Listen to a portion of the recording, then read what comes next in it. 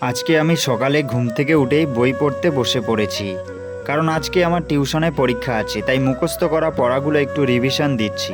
আর এইদিকে দেখো আমার ঘুমও পাচ্ছে। 4টা সাড়ে 4টায় ঘুম থেকে উঠে বই নিয়ে বসে পড়েছি। ঘুম তো পাবেই।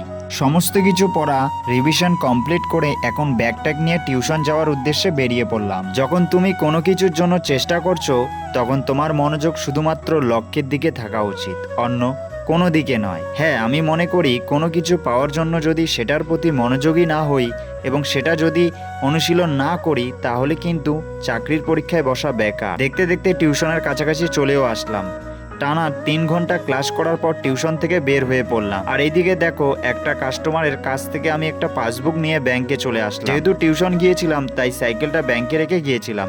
শেষে ব্যাংকে কিছু কাজ করার পর সাইকেলটা নিয়ে এখন বাড়ির দিকে যাচ্ছি। তো বন্ধুরা, ভিডিওটা যদি ভালো লেগে থাকে তাহলে লাইক শেয়ার কমেন্ট করে সাবস্ক্রাইব করে দিও।